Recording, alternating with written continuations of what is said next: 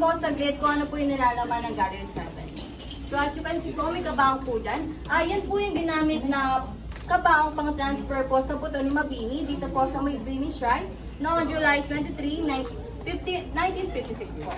So namatay po siya noong May 13, 1903 dahil po sa cholera.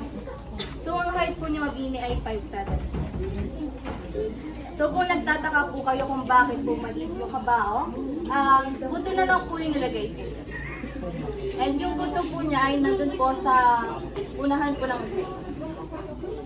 So yun naman po, pwede na po. Thank you po.